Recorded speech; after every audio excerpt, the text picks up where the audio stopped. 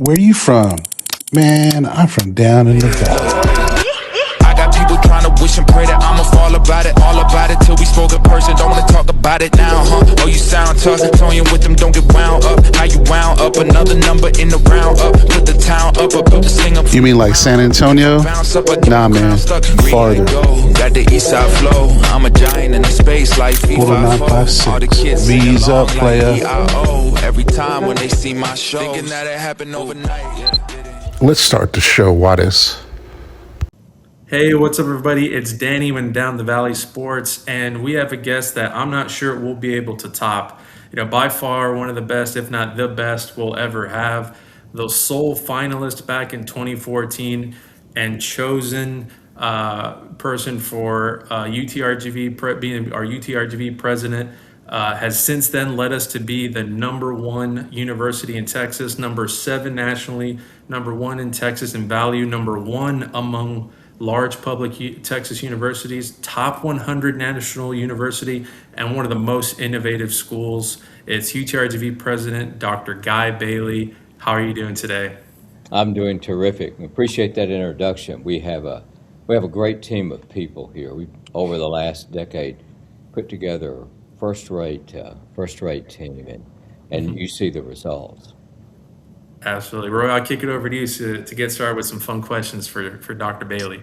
Yes, sir, Dr. Bailey. Well, thank you. Like Danny said, we appreciate this. And we always talking about celebrating the Valley and celebrating people and figures. And this is a big step for that. And we want to kind of get to know a little bit about you when it comes to food first, because we definitely love food. And I think being from the Valley, we have a lot of it. So what we'd like to do is a quick little segment where we give you 3 things and you say what you're going to start, what you're going to bench, and what you're going to cut. Right? Bench, cut. Start, Okay. bench, cut. So we'll get a little bit sportsy on you, right? Okay. So 1, 2, 3 basically is what it is. So we're gonna go tacos, barbecue, or Italian. And you can't say barbecue and tacos because Brian Ramos did that and he threw us a curveball. So it has to be tacos, barbecue, or Italian. Which one are you gonna start, bench, and cut? Well, I would probably cut the taco, bench the barbecue. My wife is the best Italian cook I've ever seen. So she is of Sicilian heritage, and Nice. you cannot beat her. It's really to die for. What is their specialty? I have to, because I love Italian. I'm a big Italian fan. What's her Spaghetti specialty? sauce and lasagna both are just unbelievable, and I can't get enough of them. She asked me one time, "What do you want to eat for your birthday? What do you want?" I want you to make your lasagna and your sauce, and so that's what she did. I like a little spicy sauce. I Right. do. Oh, Okay, good. Yeah, I love that, and I really enjoy it. Now, outside of your wife's cooking, where's a go-to place for people in the valley that you like to frequent for Italian food? it's interesting. We don't go out to eat Italian food, El Forno, of course, but we don't go out to eat it very much because it's pretty hard to compare and compete with her. So Yeah. it's mm, so we'll go to El Forno when we go. Okay.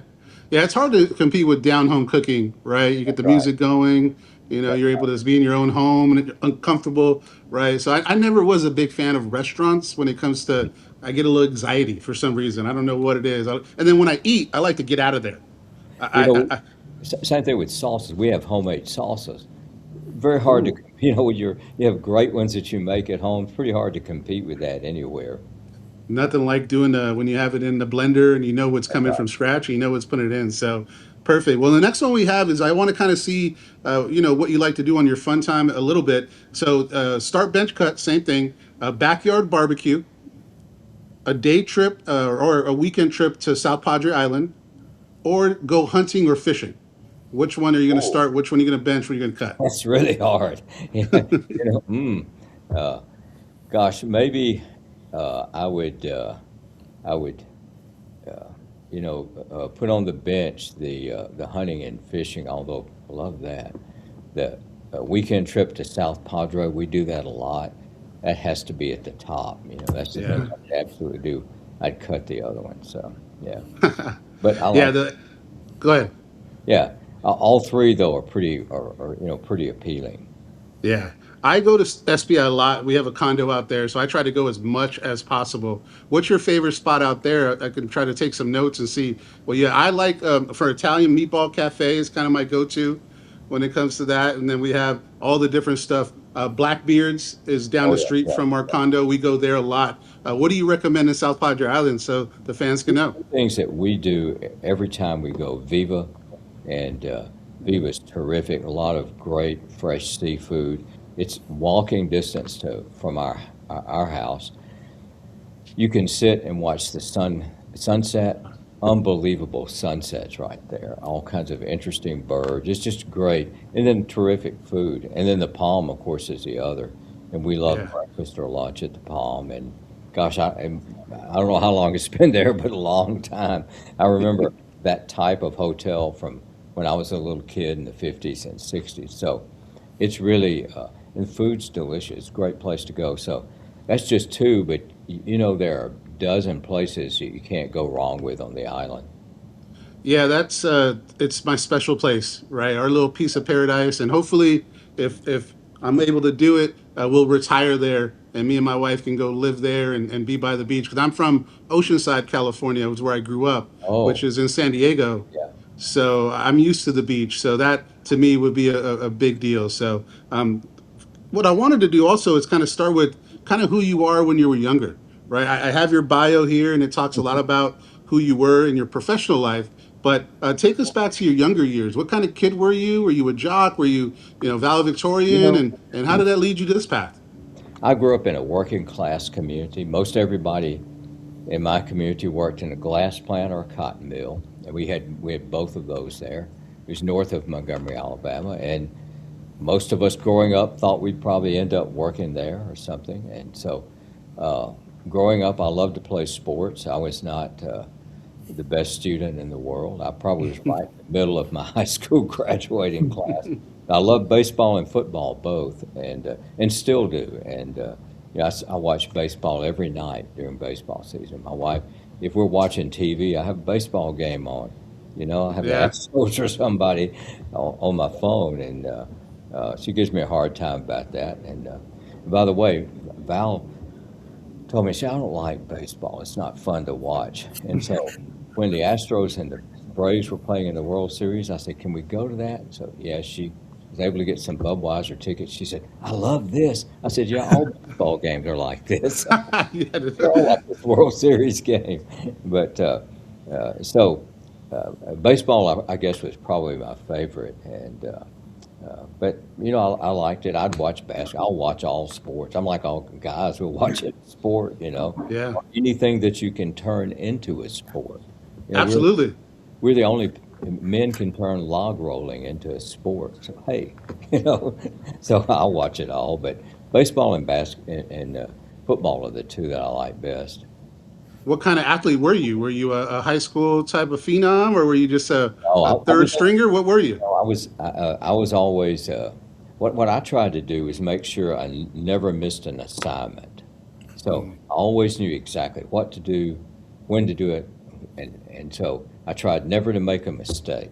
And so if you don't have a lot of natural talent, the best thing you can do best is just know exactly what you're doing, know it better than anybody else, and don't make mistakes. And so I did pretty well, with that formula. So, yeah. Yeah, had to beat them between the ears if you couldn't do it, physically. That's right. So, I would take great pride in really understanding exactly what was happening, uh, and how we were defending it, or how we were blocking that. So, I Yeah. made sure I did always got my assignment done. So I was So pretty reliable in that respect. So, So funny enough, I was actually at that World Series as well. I grew up an Atlanta Braves fan. Even though I'm from the Valley, I think TBS turned a oh lot of yeah, people into yeah, Braves Yeah. fans. So you growing up just north of Montgomery, oh yeah. I saw you probably visited. Braves. Yeah, yeah. Mhm. It's interesting. Yeah, The first World Series I remember was the 1957 World Series. I think it was seven at the time, and it was the Milwaukee Braves versus, Mm. yeah, New York Yankees. And so it was a great series. And the Milwaukee Braves had a terrific team. Hank Aaron, Eddie Matthews, Warren Spahn, a bunch of Lou Burdette, who was probably the hero of that, a great pitcher. And they had a terrific team. Yankees were really good too. And then in '58, you had the same. The Braves won in '57, Yankees in '58, but terrific. And so I was kind of a Braves fan even before they moved to Milwaukee to Atlanta. Atlanta. Yeah, the first game I ever saw was we went to Atlanta, I think in '66 for a series. It was the Dodgers and the Braves, and the Dodgers. We saw three games, and Sandy Koufax pitched one. There's Oh man. a name for you. Don Hmm. Drysdale pitched the other, and this young rookie from Alabama pitched the third one. A guy named Don Sutton. Don Sun's another big name. How do you how do you see three better pitchers than that? And of course, Aaron was still playing with the Braves and still a fine, very fine player. Yeah, I was of the era of Tom Glavine, Greg Oh yeah, Maddux. I think it was remember it him Fred well. McGriff. I think they had a. McGriff, the crime dog. Yeah, yeah, Yeah, yeah, I was and you're right, Danny. TBS kind of put them on us, and and baseball was a lot to me a lot different back yeah, then. It was must see stuff. There was so many. Kirby Puckett was back then. There was so much good baseball back in I think the mid to late '80s, early '90s, where I yeah. thought baseball was one of the number one sports. You know, my first academic job, I was had my first assistant professor's job was at Emory in Atlanta, and so the late '70s, Mm. early '80s, and we'd go out to the Braves game. They were terrible, and you had your own hot dog vendor there in the stands. There was nobody there, and so, but but I became an even bigger fan then, and I like to listen to baseball on the radio too. It's one of the Yeah. few sports that's really good to listen to on the radio. You know, things like basketball don't work on the radio. You just see it, No. but and Yeah. football is a great visual game on TV, but baseball is just fine on the radio. With all the Yeah, legends too that have announced baseball games, it's like we've had the pleasure of hearing some pretty good ones late in their career, my time era, right? And then we had some during my time where they're going to be the legends after. I'll pass it back to you, Danny. Yeah, I'm going to set a reminder for myself to give you this Chipper Jones There you Yes. baseball go. card. Now we're talking. Yes, we are. Yeah, But I yeah, will have to say, hanging in my office in Edinburgh, I have a signed Jose Altuve jersey. He's my favorite, player of the current day. I think he's the yeah. best second baseman of his generation, the best one since Joe Morgan, really. So, Yeah. I agree. I agree. Yeah, he undersized underdog, but still, one of the best hitters in the game. So I'm gonna get back to your journey here because you probably didn't wake up one day thinking I'm gonna become the president of a university that's gonna oh, transform an entire region. So when did it hit you that you could maybe go down this path of academic success and prestige and eventually become a president? Was there like a mentor back in the day that inspired you? How did you get well, here? it's kind of a long journey, and it's interesting if you spare me just a few minutes to to go through it. Most people I knew didn't go to college, and nobody in my family had. In fact, my mother hadn't graduated from high school, and so she Wow. dropped out in the eighth grade. That was not something that everybody was expected to do. But uh, I knew a few people who were going. My girlfriend was going, and so hey, that'll work. And so I went to college. I didn't have a clue what I wanted to do. Didn't really understand much about college. As I said, I was about halfway in my high school graduating class, not the most diligent student. So the first couple of years of college were really hard for me, and so, but pretty soon I had to learn how to study and how to do things and what was expected of me.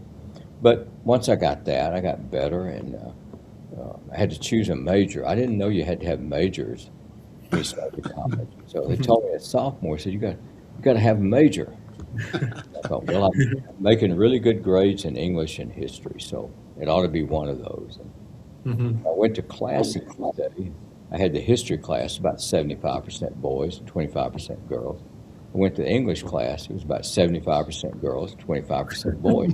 I became an English major. Absolutely. That's kind of how I was doing stuff.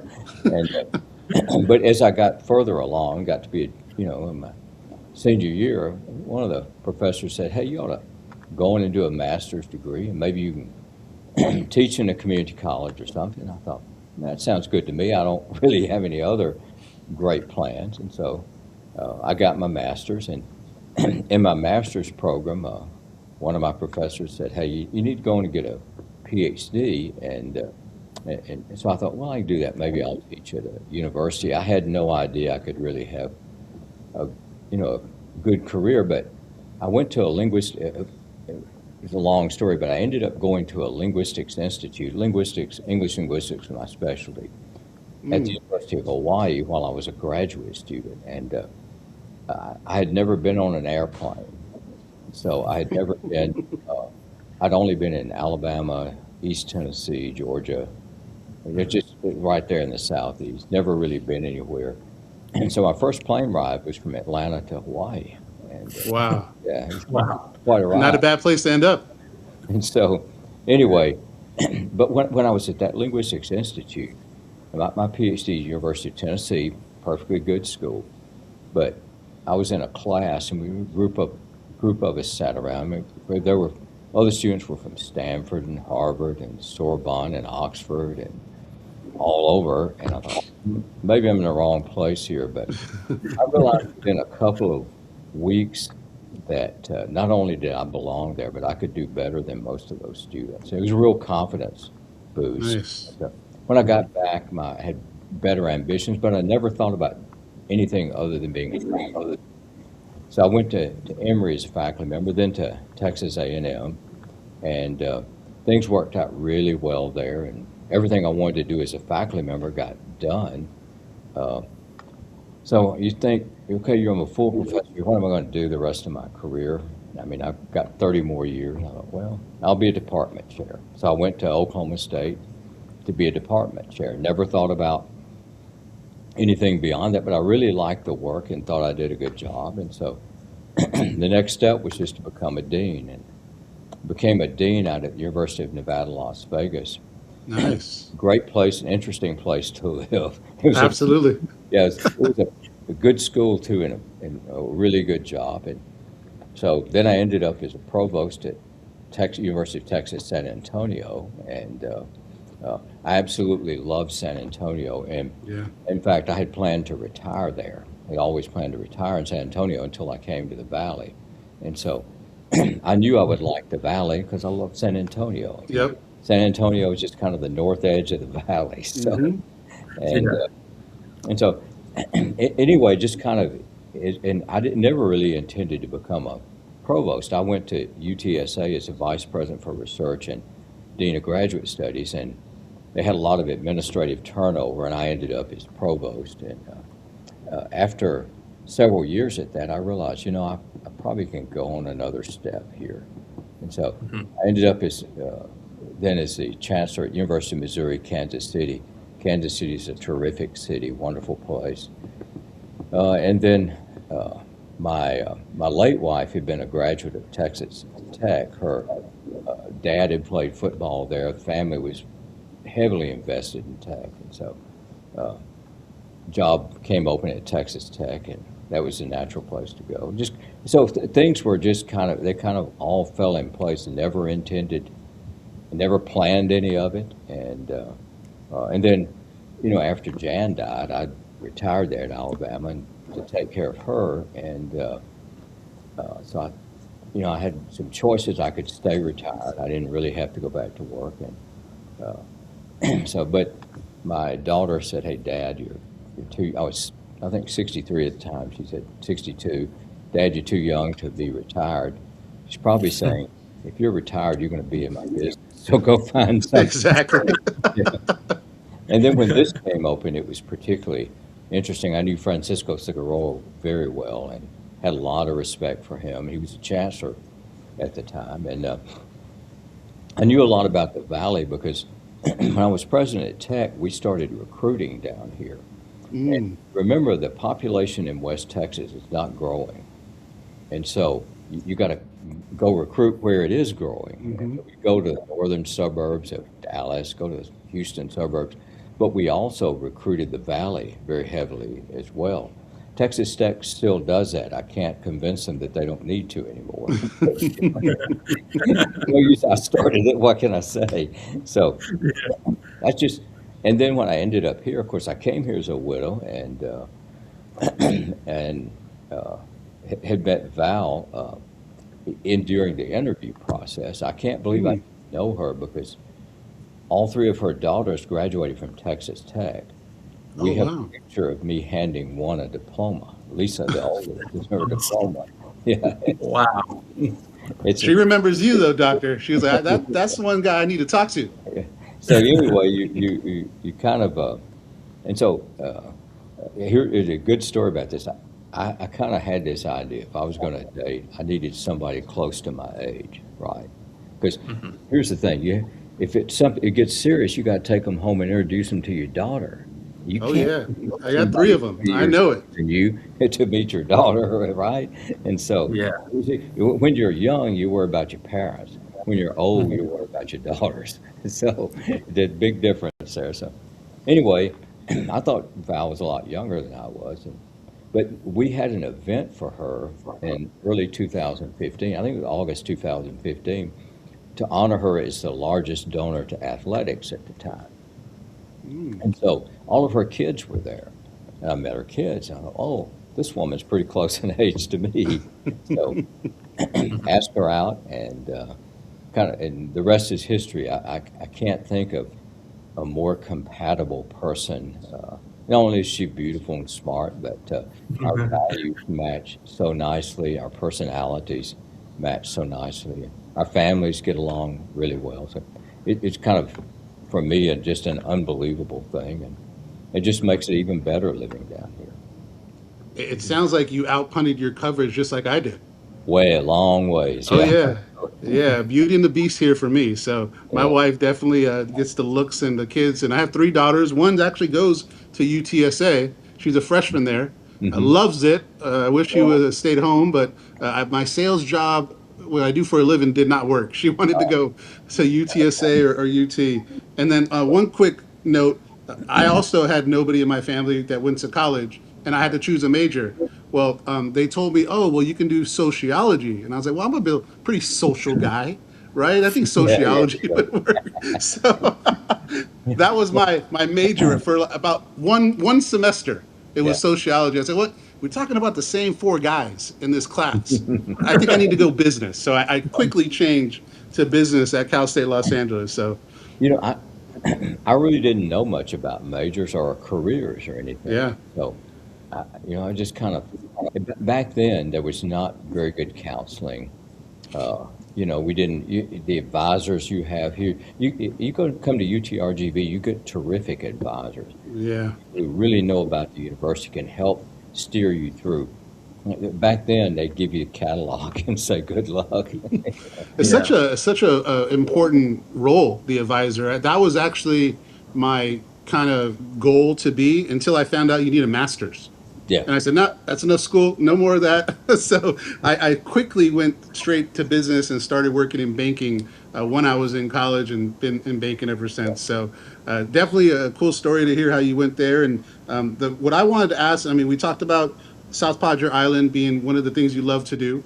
And you talked about Val's cooking, specifically Italian, right? It's how you love to do that. What else does Dr. Bailey like to do? What kind of hobbies outside of baseball? And what do you like? I love your hat game. I'm a big hell fan yeah. of your hat game. Every You time I know, see you, you're fresh to death. So, here's the what thing else I do you like to figured do? out. You get gray and bald. Uh, Shave it off and cover it up. And I figured out pretty soon the more you cover up, the better you look. When you get older, just Exactly. cover up as much as possible, and you'll be okay. But but then I came to enjoy hats, and Yeah. I know all the brands of hats and the colors and all that kind of stuff. And uh, but yeah, so what else do I like to do? Well, we have 12 grandchildren. And so There it one, is. one of my pastimes is just going to see all my grandkids and having them come in. And, one of our grandsons, over Thanksgiving, we went out to the ranch outside Laredo and went deer hunting. He's 9. He got his first buck.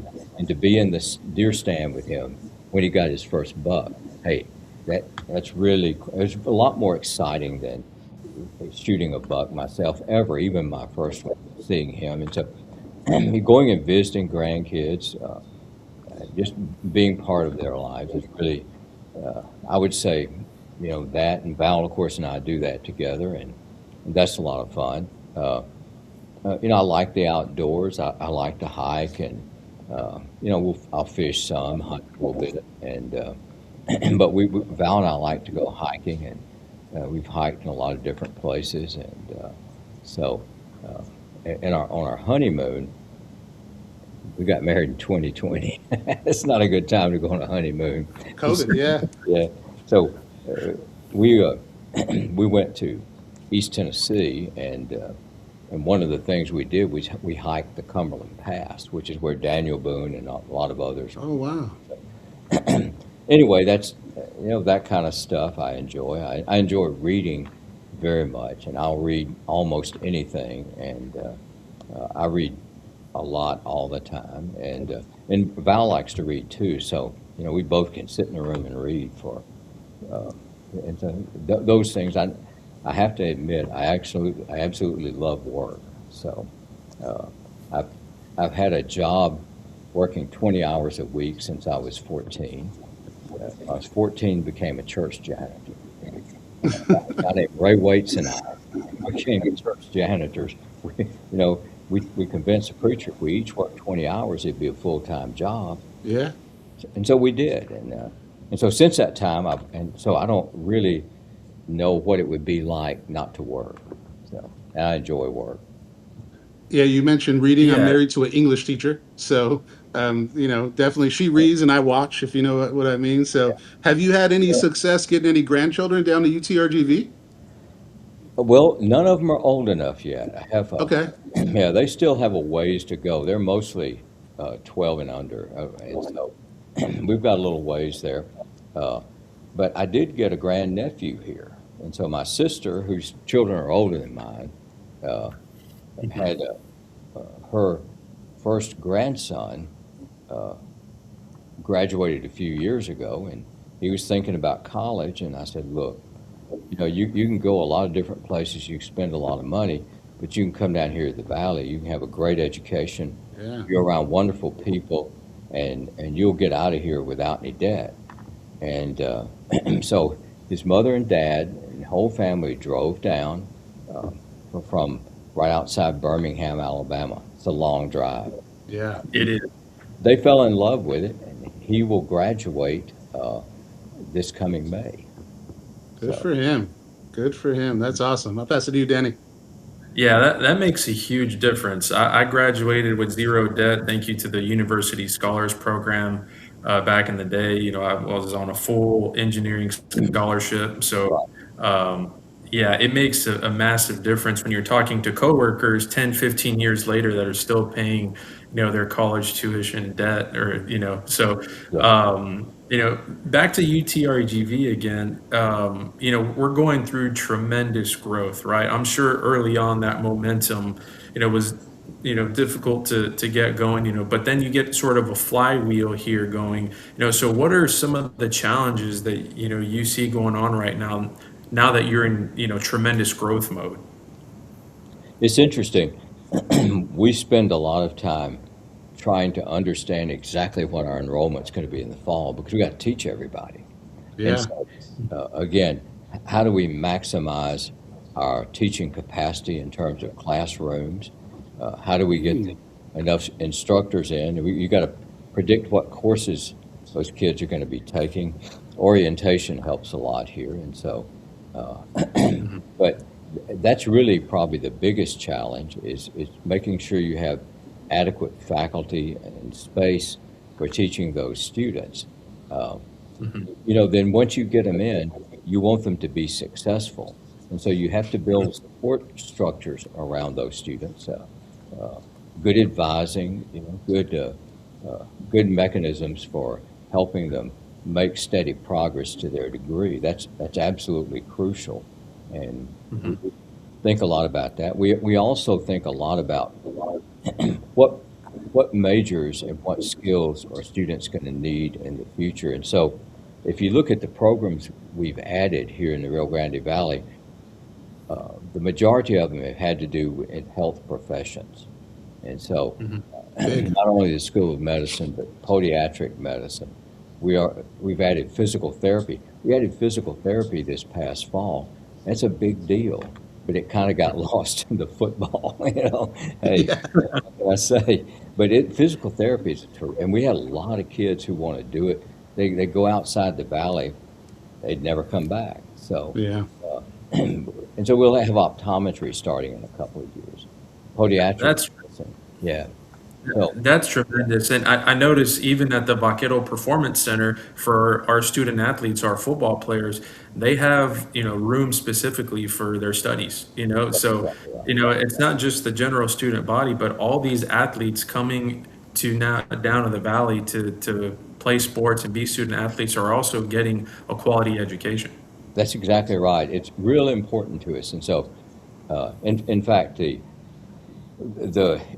advising center there, the place where you get the most student support, Val and I made a donation to name that because very important for us for those students to graduate.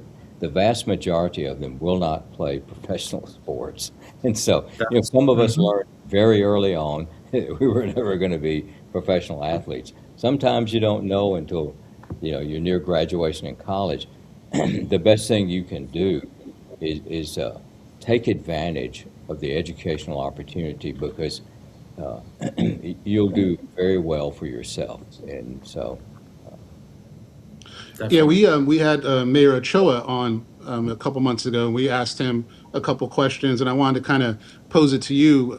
I've always said online that Edinburgh, people used to call it a commuter school, right? And that's kind of what the stigma was a lot. I think it's now becoming a college town, right? And whenever you have a college town, the school itself changes. The campus changes, campus life changes. And what we asked him is, what plans within the campus do you guys have to kind of elevate the college experience? Because I went to a commuter school in college, and it's different, right? You feel like you're passing people by rather than getting growing with people at some points. What plans do you guys have to work on college life? And not that it's bad, but what do you foresee coming on in the future or now that's developing to help with that? additional housing.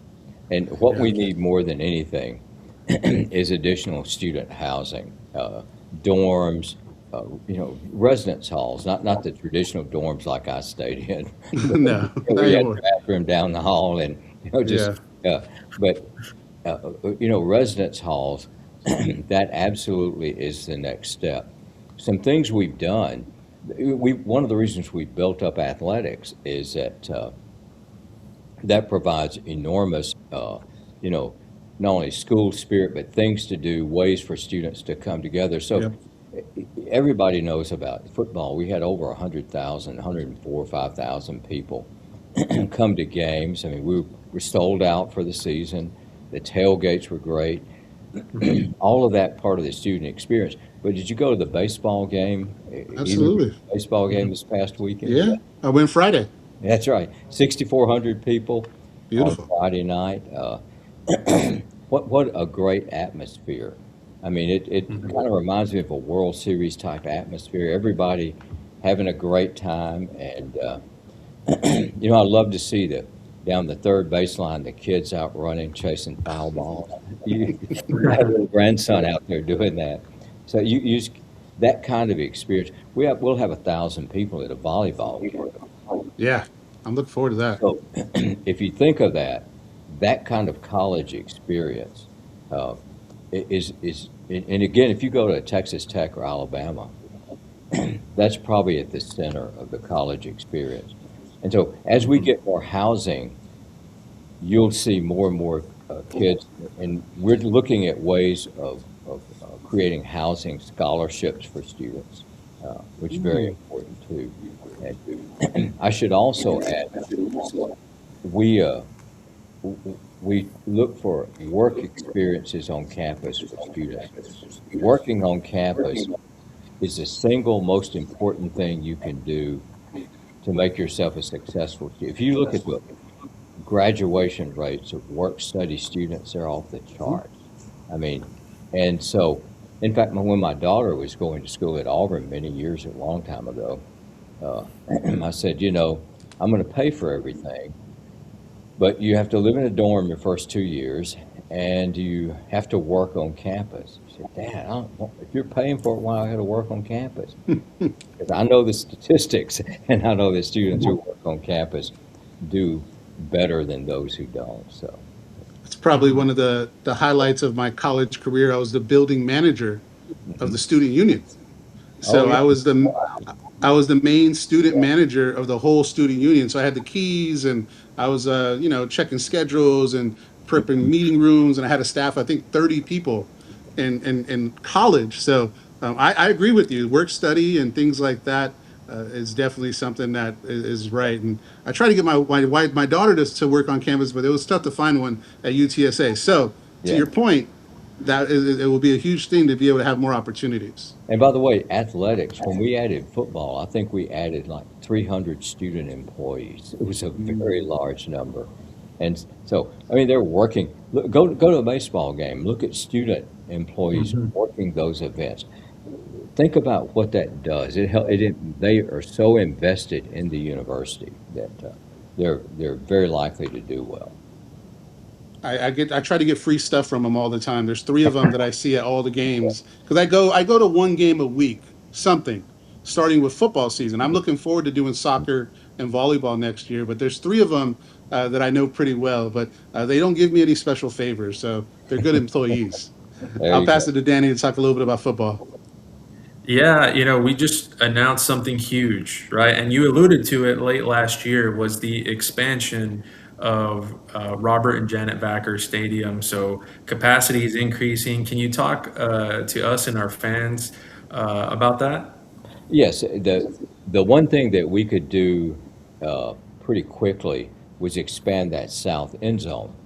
And remember, we had most of our students there. And actually, I think students really liked being together in the end zone better than they liked being. And so we're going to add a number of seats there. And I think we'll increase our capacity to 13, well over 13,000. And so all of our students should be able to sit in the south end zone there. So we'll expand that. One day we'll build a permanent structure there, even larger, and try to expand a little bit in the north end zone too, and try to build out the natural capacity of the stadium. But it's very important because we had so many people who wanted tickets but couldn't get them. And we want people to go to games. We don't want you to not have those tickets. And so it's important for us to be able to do that.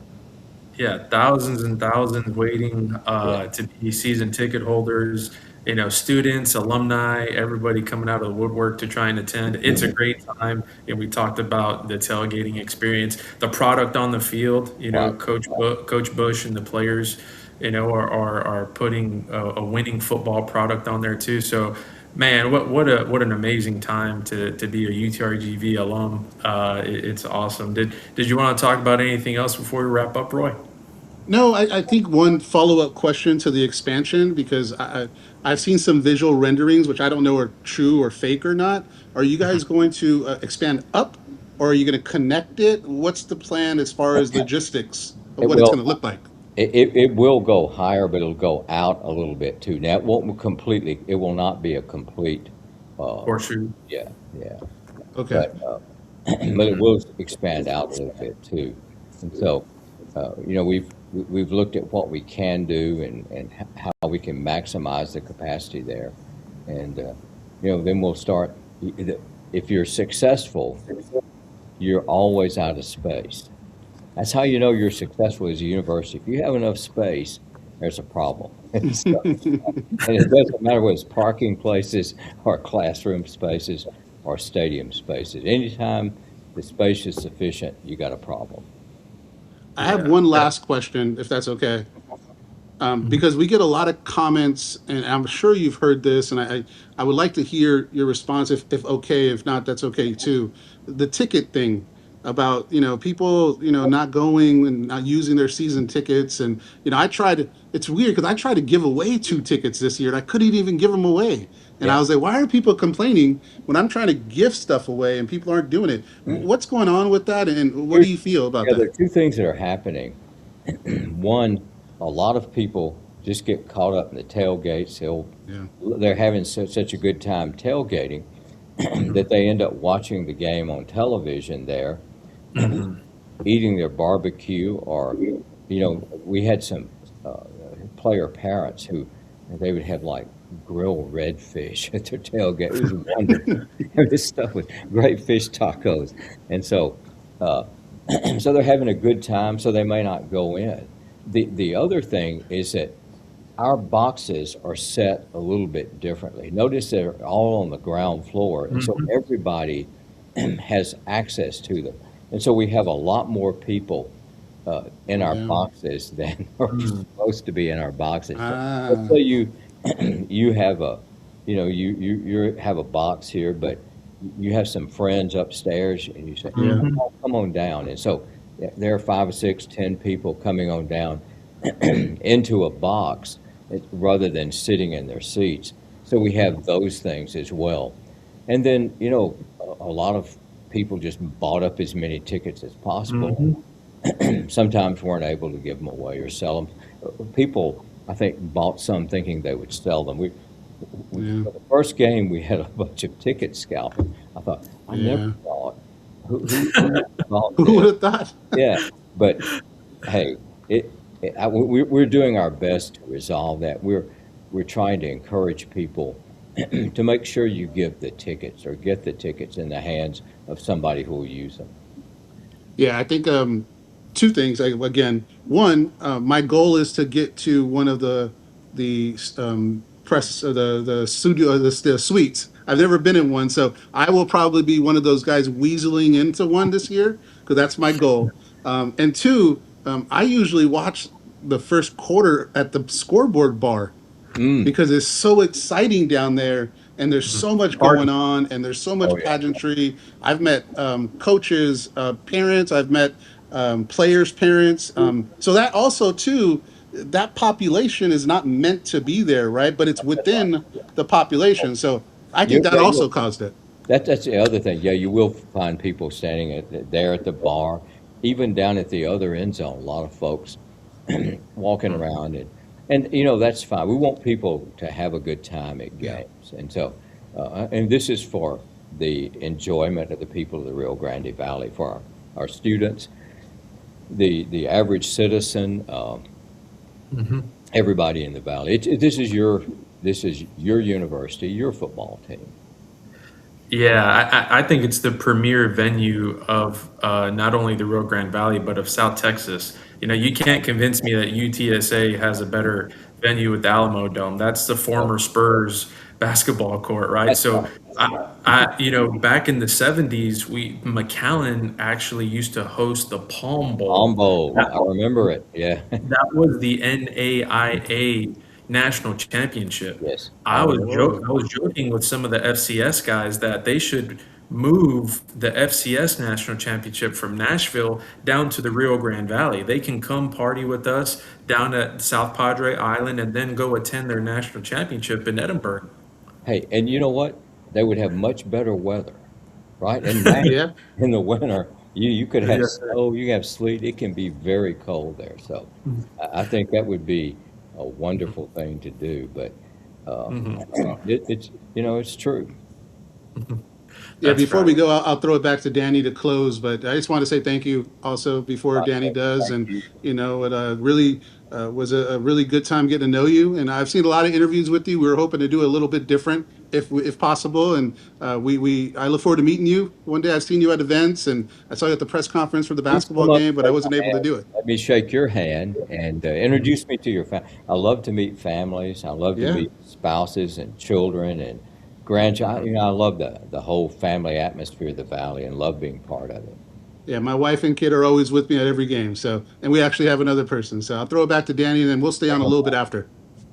Yeah, I think it was back in 21 or 22 when Texas came down to play against UTRGV at Bert Ogden. Your suite was right next to the city of Edinburgh's, and my son got to. You gave him a small football because we had just announced. That's right. So he still has that football in his bedroom along with other UTRGV helmets. So it's really special to him. I appreciate that. You talking about caring about family. We know that you have a genuine care and love for the Rio Grande Valley, the people. So it's been an honor and a privilege to talk to you here on our show, and looking forward to many more years with you at UTRGV and all the success and growth that's to come. Well, it's been my pleasure and honor, and thank you so much for having me. I deeply appreciate it. V's up. Let's go. Appreciate it, Dr. Bailey. Thank you.